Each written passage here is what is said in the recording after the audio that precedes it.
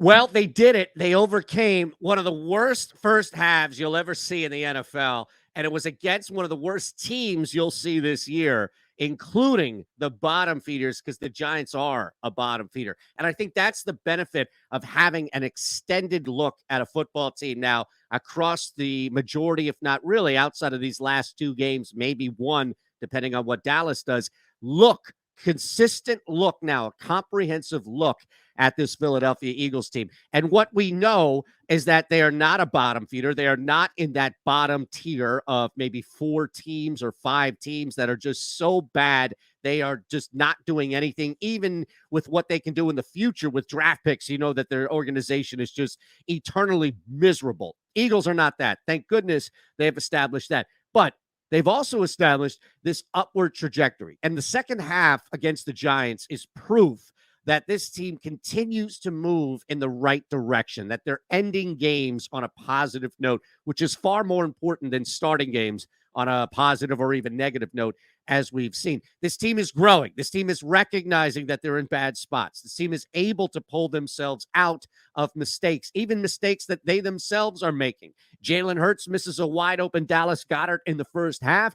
You don't see that in the second half. You don't see mental mistakes as much, drops, just guys who are wide open with plenty of territory to run down the field, and they drop the football. You don't see mental mistakes, missed tackles, just arm tackles, bad positioning to be in, bad routes. Whatever the case is, it was cleaned up and then some exponentially. And that's hard to ignore. And I don't care how bad the Giants are, because the Giants are bad.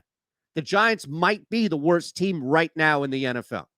Right now, as far as heading into week 7, they may be the worst team in the NFL. Their offensive line by a mile is the worst that we've seen.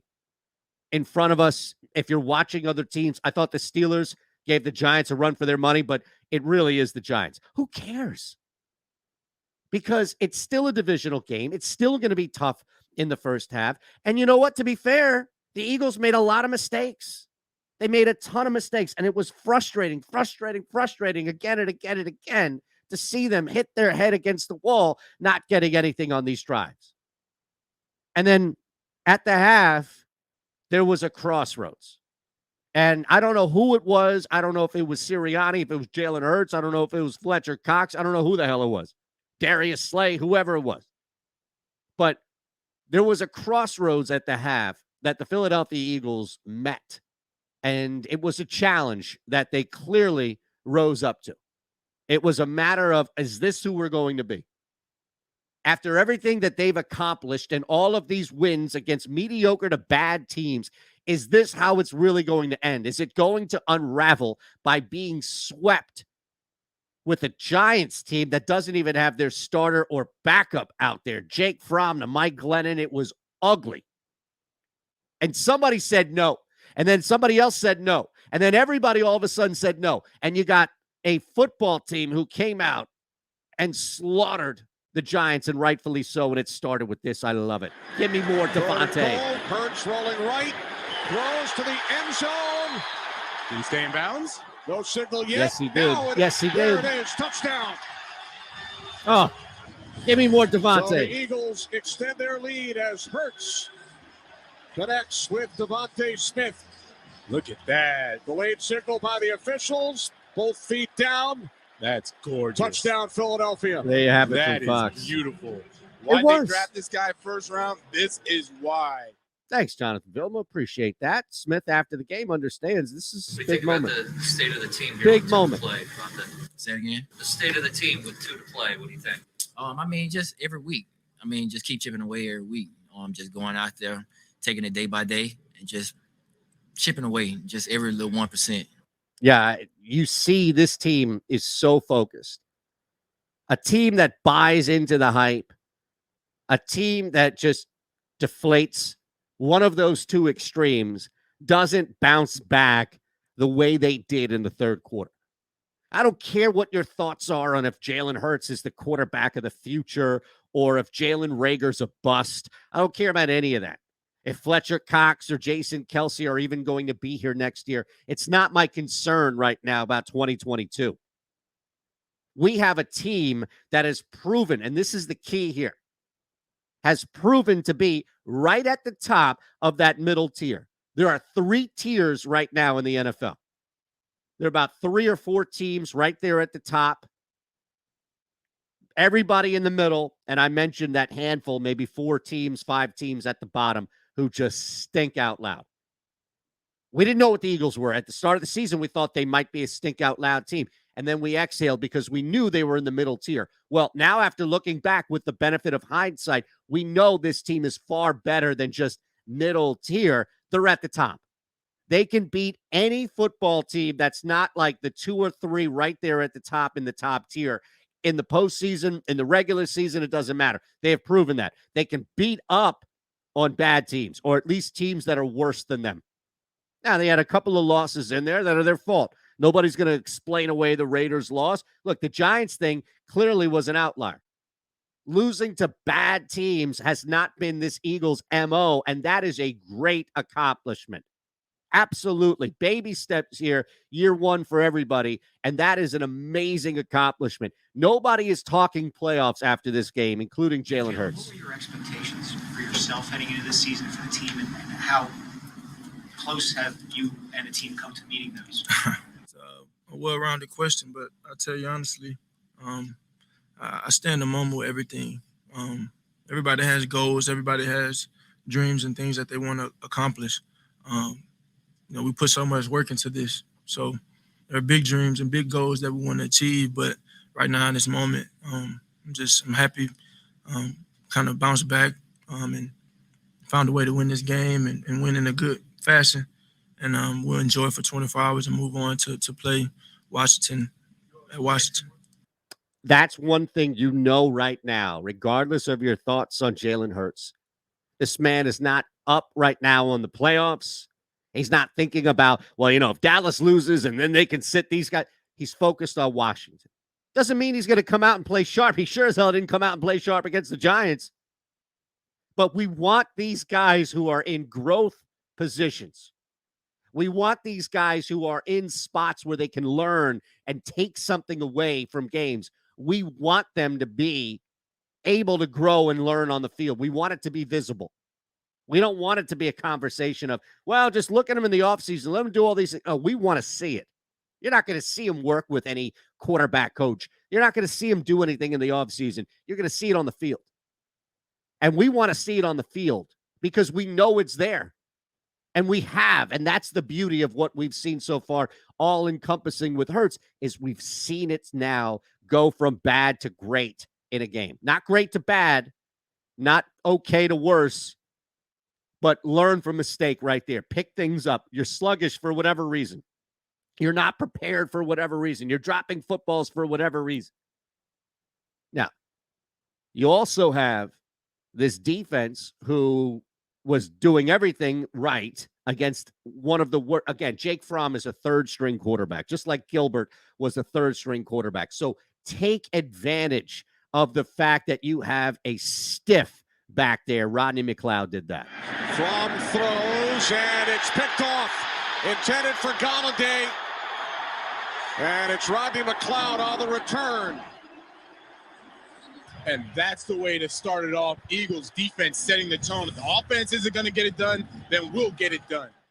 Exactly right. That's a man of defense right there in Philma talking about it. But look, it was turnovers. Clearly, this defense wanted that. Just like the Eagles needed points, the Eagles defense, you could see, was thirsty for turnovers. Alex We've Singleton. been saying it for a few weeks. We know as a defense we've been playing well, for the last month, just, not enough turnovers. And that was kind of the emphasis. Obviously, it's always been our emphasis. We talk about it all the time. And so to be able to, get those and, give the offense more opportunities, it's what we want to do, and we were able to do it today. They absolutely were. And the big thing you'll look at would be domination of a really bad New York Giants team, which is what you want to see. You don't want to see 3-3 going into the fourth. You want to see an absolute embarrassment. And we wanted that. We wanted blood. We wanted after Washington. Some of us felt a little bit like, all right, you got by, but it should have been a little bit more emphatic. And you got that. You definitely got that. Now, as far as the first half, Nick Sirianni, we'll hear from Jalen Hurts as well. These guys at least recognize that It's inexcusable, especially against better teams. Good teams win games however they need to win games. If we have to grind this out and be grimy and let the defense carry the way the whole time, we'll do it that way. But hey, just have that next play mentality of forget the first half, and have that next play mentality and come out and ready to go. And they definitely did a good job of coming out and forgetting that. They did exactly that. They forgot the first half and they executed in the second half. Well, I understand the sentiment there, but you shouldn't be having that. That was the frustration. So you can't have it both ways. And I think the latter point is the bigger point made by Sirianni, which is these guys overcame an inexcusably sluggish first half. Just made no sense. And you don't grind things out. That's why I'm saying you can't have it both ways. You don't grind things out against a bad football team who's starting a third-string quarterback with an offensive line that's just non-existent. You don't grind things out against it. You should be forcing them into a shootout. Their defense is not that good, especially against the run. So you kind of came out throwing around a little bit, putting your offense in some 3-and-out situations. And again, Hurts made a couple of mistakes as well. It's another week where we've kind of come out and obviously not executed like we wanted to. But I've always admired from day one the fight of this team, the resiliency of this team, the grit and perseverance of this team. And, you look at this football team right now, and I just think we have so much character in how we do things, how we operate, what we strive for, how we work every day, and how we're able to overcome. So I was very happy about that today. As long as they're ending upwards on the right note, can't really complain at this point. You can forget that first half. Don't forget this, though. We had a lot of confidence in the play because... Don't forget that. What play is he talking about? What confidence? What play? What play would he What play did everybody have enough confidence in order to run it? To go up at that point, 24 points. Off the fake to Boston Scott to the end zone. Touchdown, Lane Johnson. There you go. The right tackle. Is he going to get up there, Kenny? Oh, he can't get up there. Give me some Lane. Give me some Lane. Is that a linked leap? I don't know what that was. I love that. I need to hear that again. Lane Johnson scoring a touchdown at home. My goodness. In front of the world. Off the fake to Boston Scott to the end zone. Touchdown, Lane Johnson. Yes. Yes. Give me that all day. Look, you got a Lane Johnson touchdown in a route. How could you not be happy and thrilled about that? We also saw a ton of DeVonta Smith. It's what I've been clamoring for all year. He should be the number one targeted guy every single game alongside Dallas Goedert, and then anything else is a bonus. Anything you get from Rager, anything you get from Greg Ward, anything you get from a running back, it's a bonus. Those two guys, Smith and Goddard, should be heavily targeted, as good teams who have weapons like that do. That's simple. Wow. What a second half. A tale of two halves by all means. And the Eagles get the right one. And that's it. Evan Macy's going to join us. We'll look ahead at Washington as well. All right, Evan Macy is with us at Evan_Macy. Will be writing a ton this week, not only about the Giants game, but the Washington game, playoff hopes, and everything surrounding the Philadelphia Eagles. So were you there? I know you are doing your best each and every week at a home game. So what was the first half like? And that's what I'm really interested in, because we've seen this team roll. We'll talk about that second half in which they exploded against a really bad Giants team, Evan. But what was that first half like in the stadium when they were just laying goose egg after goose egg? Well, I'll start even before that. A little mini controversy where Miles Sanders last week, he was kind of upset that Jalen Reagor was getting booed. Had the debate about Philadelphia fans booing their own player, which always happens, and it's annoying. But I did notice when they did the introductions of the offensive players before the game, everybody booed Jalen Reagor, which I don't know. That seems a little bit harsh to boo him at his intro. Wait until he, fumbles it or screws up or whatever. But like that kind of was a dead giveaway of the mood that the fans were kind of for blood. They didn't even give a chance to screw up before they booed him. So, I mean, that was really kind of the tone for the first half. They did not hesitate to give players a piece of their mind. And you know what? That works for players who were built for this. Obviously, turned around in the second half, and it was a lot more fun. I mean, third quarter, there was so much excitement and stuff like that. Kyle Neubeck, who writes our instant observations from the games, he was lamenting in the first half. He was like, dude, what the heck am I going to even write? And the third quarter happened, and I'm sure he probably had 1,000 words written after 10 minutes of play. So it was a very quick turnaround from crap to very interesting. So they still have Washington, which is not a good football team, as we saw on Sunday night. And they have Dallas at the end of the year, which circumstances are going to determine what goes on with the Cowboys in that game. Before we even get to Dallas and really specifically with Washington, we have seen a couple of weeks now, including 2 straight, where this team just has these flat moments coming out. And I don't know if it's simply youth, right? Where it's just a matter of these guys haven't been through year in and year out, and they can come in and think, well, we're better than this team. Let's just go ahead and win this game, get out of here, because it's not a lasting thing, right, Evan? It's not, oh, man, they drop footballs and miss guys for 4 straight quarters. It seems to be more in this first half where they've been prone to this. And again, I'm not trying to make this big statement on that's not going to work in the playoffs or anything like that. They have to get there first. But it is amazing that we see such a drastic, stark difference, right, in this team that we've seen in the first half. And then all of a sudden, the light goes on against the Jets, 2 straight weeks against Washington, and now the Giants. It's just crazy. And it does happen against bad teams, I will say. Boy, for a second, I thought you were talking about the Sixers. A team that thinks that I really have to try. This team sucks. They have half their team out with COVID. They haven't figured that out yet. They're still on that mode. Yeah, but as far as the Eagles go, there's been a lot of applause and compliments on Nick Sirianni, who I think has done a fantastic job, better than we expected.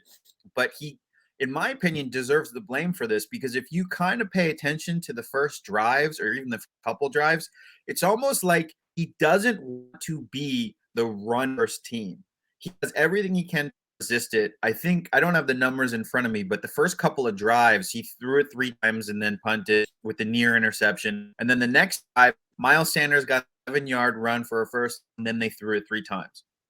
So I just feel like he's resistant. And then when he sees the hard evidence that you can pass right out of the gate with this team, then he reluctantly goes to the run, and then they kind of start moving. So, I mean, it's not all his fault. His players aren't. They are at fault. But for some reason, Nick Sirianni doesn't come out and decide to pound them right away. And that's hurt them against crappy teams that they've recovered against. Yeah, it's a great point. And I don't know where that's coming from, because you're right. We know that the owner was upset. He wasn't getting anything out of these weekly meetings with Doug Peterson. I don't know what's going on as far as who is infiltrating, dictating, or even steering the conversation towards the game plan needing to be more of pass heavy, because no matter how far away they try and steer from it, they always come back to running because they're better at it than any other team in the league.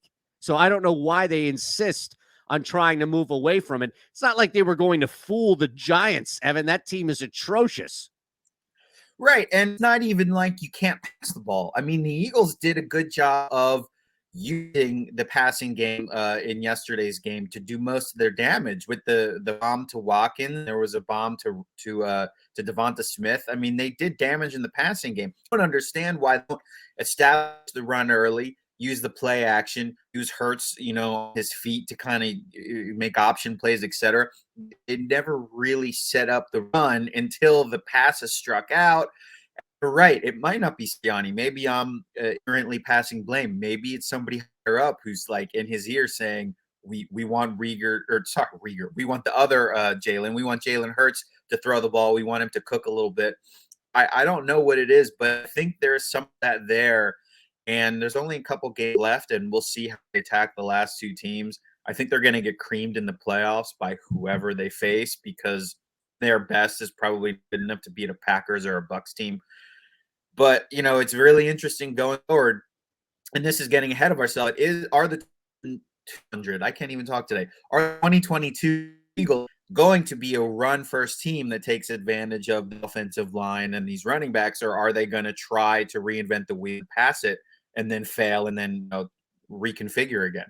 It's amazing how they continue to try and be this pass-heavy, pass-first team, yet every guy they bring in, right from Wentz through Hurts, has legs on him. Even Sam Bradford could move around a little bit, right? I mean, it's like they don't have a statue. They've never brought in this guy that has this cannon of an arm to be this statue. It's always been a guy who can move and run, yet still it's counter to what we're being told as far as this belief of building a team and then echoing it on game day. Real quick, I wanted to get your thoughts on Jalen Hurts' comments, because you brought up at the start of the hit here on Miles Sanders talking about not booing other players. And there's always going to be that dynamic, three-pronged dynamic of players/team, right? The media, people who cover it, talk about it, us, Jimmy, who covers the team, right? You down there.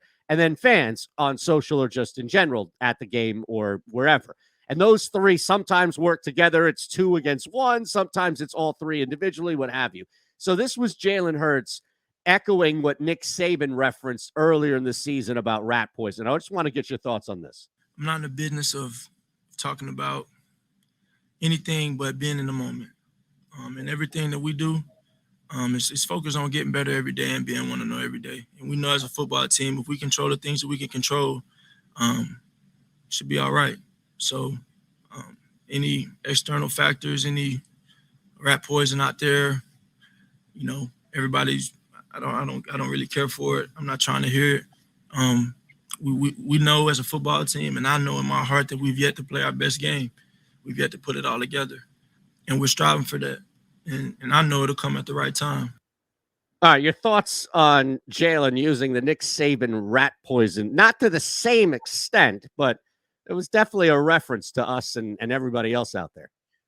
Jalen Hurts is a real, genuine, nice guy. He's a gentleman. He uses coach speak just like everybody else, and you kind of heard it there. And I just try to think of what could the alternative. What is he going to say? Like, I read everything. It gets in my head. Yeah. I can't stand you guys. I hate everybody. It kind of comes with territory. What you have to ask is, does he believe it? Is he just saying it because it's what's supposed to be spouted out? And it seems like so far he's got some pretty tough skin, because he's bounced back from some pretty crappy games. I've lost track, but the narrative has definitely shifted the season from him being the future, and then they need to trade for Russell Wilson, and then he's the future again, and then he's the backup, and it's gone back and forth almost with every single game. So either he has his own, on airplane mode, he's not consuming it, or he's got thick skin, which you have to laud him for. So yeah. I kind of buy it. I think he genuinely just has to focus on what he can do, and that coach speak, I think, reigns true with him. It doesn't always reign true, but I think he actually means it. At Evan_Macy, on your way out, they win. They have to beat Washington. Do they beat Dallas? I mean, it depends on what this game is for. I think, what is Dallas right now? In the 2 spot? 11-4, yeah.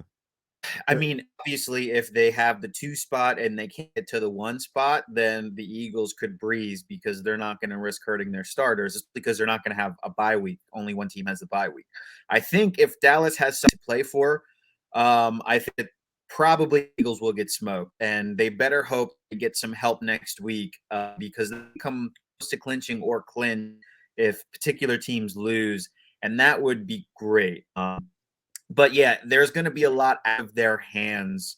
As much as they control destiny, they don't know what Dallas's roster is going to look like or what their lineup's going to look like, and they don't know what kind of help to get around the league. So it's going to be very interesting, and there's going to be a lot of scoreboard watching. It's going to be fun for me.